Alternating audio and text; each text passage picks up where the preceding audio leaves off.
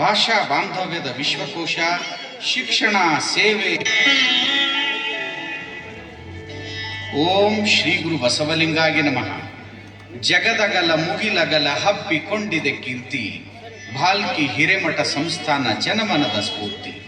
ಕಲ್ಯಾಣ ನಾಡಿನ ಬಸವ ಕೀರ್ತಿ ಕಲಶ, ಬಸವಲಿಂಗ ಪಟ್ಟದೇವರು ಯುಗದ ಹರುಷ. ಹೌದು, ಧರ್ಮಗುರು ಮಹಾಮಾನವತವಾದಿ ಬಸವಣ್ಣನವರ ಮಹಾಮಣಿಹವನ್ನು ಸಾಕಾರಗೊಳಿಸುತ್ತಿರುವ ಕಲ್ಯಾಣ ಕರ್ನಾಟಕದ ಕೀರ್ತಿ ಕಲಶ, ಭಾಷಾ ಬಾಂಧವ್ಯದ ವಿಶ್ವಕೋಶ, ಶಿಕ್ಷಣ ಸೇವೆ ಸಂಸ್ಕೃತಿ ಸತ್ಕಾರ್ಯಗಳ ಹೊಂಗಲಶ, ಬೀದರ್ ಜಿಲ್ಲೆ ಭಾಲ್ಕಿಯ ಶ್ರೀ ಹಿರೇಮಠ ಸಂಸ್ಥಾನ, ಭಾರತ ಬಸವ ಬೆಳಗಿನ ಚಿತ್ಪ್ರಕಾಶ. 12ನೇ ಶತಮಾನ ಕನ್ನಡ ನಾಡಿನ ಸುವರ್ಣ ಯುಗ. ಸಕಲ ಜೀವಾತ್ಮರಿಗೂ ಲೇಸ ಬಯಸಿದ ಶರಣರ ಬೀಡು ಅದು ಕಲ್ಯಾಣ ನಾಡು. ಇಂತಹ ಸಿರಿನಾಡು ಕಲ್ಯಾಣ ಕ್ರಾಂತಿಯ ನಂತರ ಈ ಭಾಗವೆಲ್ಲ ಅಂಧಕಾರದಲ್ಲಿ ಮುಳುಗಿ ಹೋಗಿತ್ತು. ಉರ್ದು, ಪರ್ಷಿಯನ್, ಮರಾಠಿಗರೇ ವಿಜೃಂಭಿಸುತ್ತಿದ್ದ ಕಾಲಘಟ್ಟವದು. ಇಂತಹ ವಿಷಮ ವಾತಾವರಣದಲ್ಲಿ 20ನೇ ಶತಮಾನದ ಮುಂಬೆಳಗಿನಲ್ಲಿ ಭರವಸೆಯ ಭಾಗ್ಯವಿದಾತರಾಗಿ ಸಮಾನತೆಯ ಕೋಟಿ ಸೂರ್ಯರ ಪ್ರಭೆಯಾಗಿ ಮೂಡಿಬಂದವರೇ ವಚನ ಋಷಿ ಶತಾಯುಷಿ ಡಾಕ್ಟರ್ ಚನ್ನಬಸವ ಪಟ್ಟದೇವರು.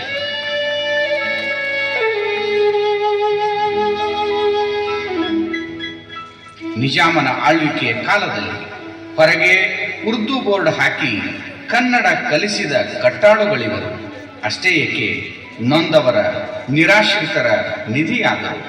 ಭಾರತೀಯ ಕನ್ನಡತನ ಪ್ರಜ್ಞೆಯ ನವೋದಯದ ನಡೆದಾಡುವ ದೇವರು ಡಾಕ್ಟರ್ ಚನ್ನಬಸವ ಪಟ್ಟದೇವರು.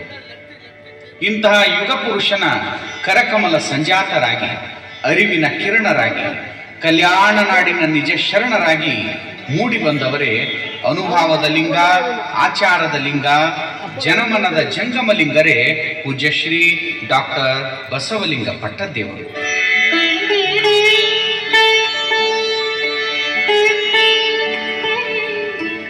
ತೆಲಂಗಾಣದ ನಾರಾಯಣಖೇಡ ತಾಲೂಕಿನ ನಾಗೂರು ಗ್ರಾಮದ ಮಾತೋಶ್ರೀ ಭಾಗೀರಥಿ ರಾಚಪ್ಪ ಕಾಡೋದೆ ಆದರ್ಶ ದಂಪತಿಗಳ ಉದರದಲ್ಲಿ 25 ಆಗಸ್ಟ್ 1950ರಂದು ಶಿವರಾಜರ ಉದಯವಾಯಿತು.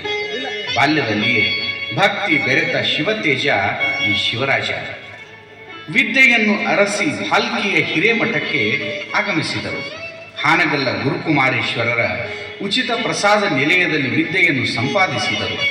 ಇದನ್ನು ಮನಗಂಡ ಚನ್ನಬಸವ ಪಟ್ಟದೇವರು ಶಿಷ್ಯನ ಮೇಲೆ ಅಂತಃಕರಣವನ್ನು ಹರಿಸಿದರು. ಶ್ರೀಮಠದಲ್ಲಿ ಕಸಗೂಡಿಸುವ ಮತ್ತು ದಾಸೋಹಕ್ಕೆ ನೀರು ತರುವ ಸೇವೆಯ ಶುಭಾರಂಭವಾಯಿತು. ಪಾಠಶಾಲೆಯ ಪಥಿಕರಾಗಿ, ಉತ್ತಮ ಸಾಧನೆಯ ಸಾಧಕರಾಗಿ, ಸಮಾಜದ ಶ್ರೇಷ್ಠ ಸಂಘಟಕರಾಗಿ, ಒಲವಿನ ವಚನ ವಾಂಗ್ಮಯದ ಅಭ್ಯಾಸಿಗಳಾಗಿ, ಶ್ರೀಮಠದ ಎಲ್ಲ ಕಾರ್ಯಗಳಲ್ಲಿಯೂ ನಿಸ್ವಾರ್ಥ ಸೇವೆ ಸಲ್ಲಿಸಿದ ಫಲವಾಗಿ ಅದೇ ಶ್ರೀಮಠದ ಒಡೆಯರಾಗುವ ಸುಯೋಗ ಒದಗಿ ಬಂದದ್ದು ಒಂದು ಅಪೂರ್ವ ಯೋಗಾಯೋಗ.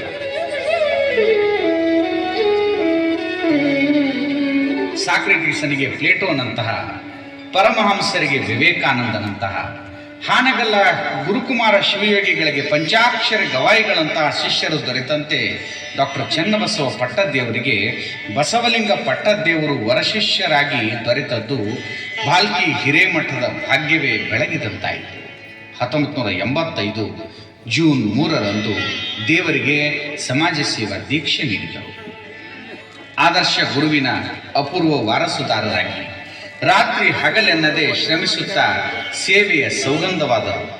ಸರಳ ಸನ್ನಡತೆಯ ಸದುವಿನಯದ ಶಿವಾವತಾರಿ, ಬಾಗಿದ ತಲೆ ಮುಗಿದ ಕೈಯಾದ ವಚನ ವಿಹಾರಿ, ಸೇವೆ ಸೇವೆ ಸೇವೆಯಿಂದಲೇ ಶ್ರೀಮಠಕ್ಕೊಂದು ಸತ್ಕೀರ್ತಿ ತಂದ ಸ್ವಾಮಿತ್ವದ ಸಮಾಜ ಸೇವಾ ಸೂರ್ಯ ಡಾಕ್ಟರ್ ಬಸವಲಿಂಗ ಪಟ್ಟದೇವರು.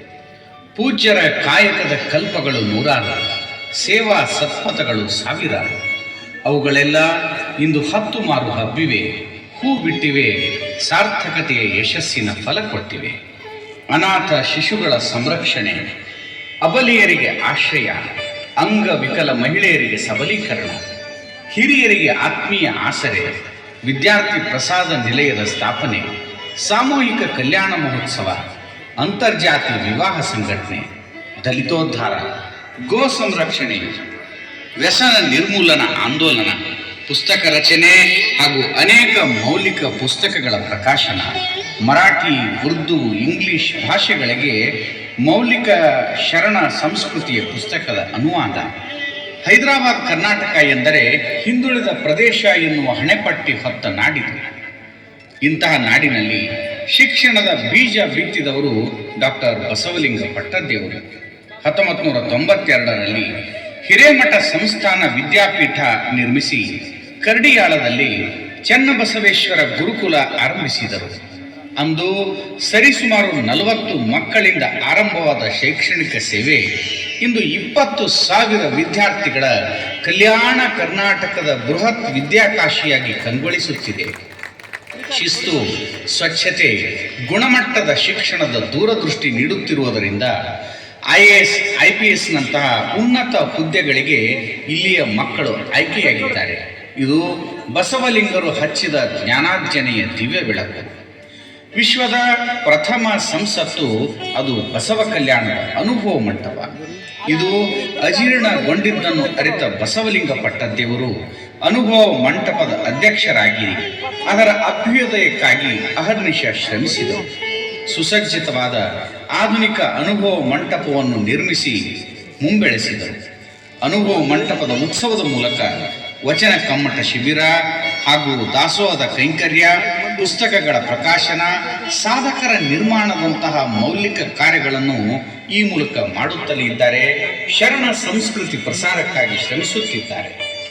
ಇಷ್ಟೇ ಅಲ್ಲದೆ ಮನೆ ಮನೆಗಳಲ್ಲಿ ಮಹಾಮನೆ ಕಾರ್ಯಕ್ರಮ, ಪ್ರತಿ ತಿಂಗಳು ಶರಣ ಸಂಗಮ, ಪ್ರತಿ ವರ್ಷ ರಾಜ್ಯ ರಾಷ್ಟ್ರ ಮಟ್ಟದ ಸಮಾವೇಶಗಳು, ಎಲ್ಲ ಕ್ಷೇತ್ರದ ಸಾಧಕರಿಗೂ ಪ್ರಶಸ್ತಿ ಪ್ರದಾನ, ಪಾದಯಾತ್ರೆ, ಪ್ರವಚನ, ಭಾರತೀಯ ಯೋಗ ಸಂಸ್ಕಾರ, ಹೀಗೆ ಮಹಾರಾಷ್ಟ್ರ, ಆಂಧ್ರ, ತೆಲಂಗಾಣದಲ್ಲಿ ಬಸವ ರಥ ತೆಗೆದುಕೊಂಡು ಹೋಗಿ ಬಸವ ತತ್ವ ಪ್ರಸಾರ ಮಾಡಿದರು. ರಾಜ್ಯ, ರಾಷ್ಟ್ರ, ಅಂತಾರಾಷ್ಟ್ರೀಯ ಮಟ್ಟಗಳಲ್ಲಿ ಬಸವ ಸಂಸ್ಕೃತಿಯ ಮಹಾಮಣಿಯನ್ನು ಪೂರೈಸುತ್ತಿದ್ದಾರೆ. ಹೀಗೆ ಅಳಿವಿನಿಂದ ಉಳವಿಗೆ, ಕನ್ನಡದಿಂದ ಭಾರತಕ್ಕೆ, ಭಾರತದಿಂದ ವಿಶ್ವದೆಡೆಗೆ ಸಮರ್ಪಿಸಿಕೊಂಡ ಪೂಜ್ಯ ಬಸವಲಿಂಗ ಪಟ್ಟದ್ದೇವರ ಸೇವಾ ಕೈಂಕರ್ಯದಿಂದ ಶ್ರೀ ಹಿರೇಮಠ ಕನ್ನಡ ನಾಡಿನ ಹಿರಿಯ ಮಹಾಮಠವಾಗಿ ಕಂಗೊಳಿಸುತ್ತಿದೆ. ಪೂಜ್ಯರ ಮತ್ತೊಂದು ಸೇವಾ ಕೈಂಕರ್ಯದ ರನ್ನಗನ್ನಡಿ ಎಂದರೆ ಹಾದಿ ಬೀದಿಗಳಲ್ಲಿ ಹಾಡಿಕೊಂಡು ಜೀವನ ಸಾಗಿಸುತ್ತಿದ್ದ ದೊಂಬರಾಟದ ಸ್ಲಂ ಜನಾಂಗದವರನ್ನು ಕರೆತಂದು ಅವರಿಗೆ ಅರಿವು ಮೂಡಿಸಿ ಆ 100 ಮಕ್ಕಳಿಗೆ ಉಚಿತವಾಗಿ ಅನ್ನ, ಆಶ್ರಯ, ಅರಿವು, ಅನುಭವ, ಔಷಧದಂತಹ ಶಿವ ಪಂಚಾಯತ ಸಂಸ್ಕಾರ ನೀಡಿ ಸಮಾಜದ ಮುಖ್ಯವಾಹಿನಿಗೆ ಅವ್ರನ್ನೆಲ್ಲ ಕರೆದುಕೊಂಡು ಬಂದಿದ್ದಾರೆ. ಪೂಜ್ಯ ಅಪ್ಪಗಳವರ ಸೇವಾ ಕೈಂಕರ್ಯಕ್ಕೆ ಒಲಿದು ಬಂದ ಪ್ರಶಸ್ತಿಗಳು 100, ಅರ್ಪಿಸಿದ ಗೌರವಗಳು 1000, ಹರಿಸಿ ಬಂದ ಹೃದಯಗಳು ಲಕ್ಷೋಪಲಕ್ಷ. 2010ರಲ್ಲಿ ಗುಲ್ಬರ್ಗಾ ವಿಶ್ವವಿದ್ಯಾಲಯ ಗೌರವ ಡಾಕ್ಟರೇಟ್ ಪ್ರಶಸ್ತಿಯನ್ನು ನೀಡಿ ಗೌರವಿಸಿತು. 2012ರಲ್ಲಿ ಕರ್ನಾಟಕ ರಾಜ್ಯೋತ್ಸವ ಪ್ರಶಸ್ತಿ, 2020ರಲ್ಲಿ ಅಥಣಿ ಮೋಟಿ ಮಠ ನೀಡುವ ರಾಜ್ಯ ಮಟ್ಟದ ಬಸವಭೂಷಣ ಪ್ರಶಸ್ತಿ. ಈಗ ಸದ್ಯ ಕರ್ನಾಟಕ ಘನ ಸರ್ಕಾರವು ಪ್ರತಿಷ್ಠಿತ 2020ರ ಬಸವ ಪುರಸ್ಕಾರ ನೀಡುತ್ತಿರುವುದು ಪೂಜ್ಯರ ಮಹಾಮಣಿಹಕ್ಕೆ ಸಂದ ಅಪರೂಪದ ಗೌರವವಾಗಿದೆ. ಆತ್ಮೀಯರೇ, 1-0ಯಿಂದ ಕೋಟಿ ಸಾಗರವಾಗಬಹುದು. ಬಿಂದುವಿನ ಹಿಂದೆ ಸತ್ಸಂಕಲ್ಪವಿರಬೇಕು. ಅಂದು ಪೂಜ್ಯ ಚನ್ನಬಸವ ಪಟ್ಟದ್ದೇವರು ನೀಡಿದ ಆ ಒಂದು ಬೆತ್ತ ಇಂದು ಬಸವಲಿಂಗ ಪಟ್ಟದ್ದೇವರಲ್ಲಿ 101 ಭರವಸೆಯ ಬೆಳಕಾಗಿ ಚೆಲ್ಲುವರೆದದ್ದು ನಾಡಿನ ಅಹೋಭಾಗ್ಯ. 5 ದಶಕಗಳ ಕಾಲ ಅವಿಶ್ರಾಂತ ಅರವಿಂದರಾಗಿ ನಾಡು, ನುಡಿ, ಸಂಸ್ಕೃತಿ, ಸಮಾಜ, ಭಾವೈಕ್ಯತೆಗಾಗಿ ಶ್ರಮಿಸುತ್ತಿರುವ ಡಾಕ್ಟರ್ ಬಸವಲಿಂಗ ಪಟ್ಟದ್ದೇವರು ನಿಜಕ್ಕೂ ಕಲ್ಯಾಣ ನಾಡಿನ ಯುಗಾವತಾರಿಗಳು. ಶ್ರೀಗಳ ಸತ್ಕಾರ್ಯಕ್ಕೆ ಶಿಷ್ಯಶ್ರೇಷ್ಠರಾಗಿ ಇಂದು ಮಹಾಕಾರ್ಯವನ್ನು ಮುನ್ನಡೆಸುತ್ತಿರುವ ನೂತನ ಶ್ರೀಗಳಾದ ಪೂಜ್ಯ ಗುರುಬಸವ ಪಟ್ಟದ್ದೇವರು ಆದರ್ಶ ಯುವಯತಿಗಳಾಗಿದ್ದಾರೆ. ಇಂತಹ ಪುಣ್ಯ ಪರ್ವದ ಭಾಲ್ಕಿ ಹಿರೇಮಠದ ಹಿರಿತನಕ್ಕೆ ತ್ರಿವಳಿ ಜಂಗಮ ಪುಂಗವರಿಗೆ ನಮ್ಮೆಲ್ಲ 101 ಶರಣಾರ್ಥಿಗಳು. ಇಲ್ಲಿಯ ಧ್ವನಿ ಹಾಗೂ ರಚನೆ ಪ್ರಭು ಚನ್ನಬಸವ ಸ್ವಾಮೀಜಿ, ಮೋಟಿಮಠ ಅಥಣಿ. ಸಂಯೋಜನೆ ಪೂಜ್ಯ ಶ್ರೀ ಅಲ್ಲಮಪ್ರಭು ಸ್ವಾಮಿಗಳು, ನಾಗನೂರು ರುದ್ರಾಕ್ಷಿ ಮಠ, ಬೆಳಗಾವಿ. ಶರಣಾರ್ಥಿ.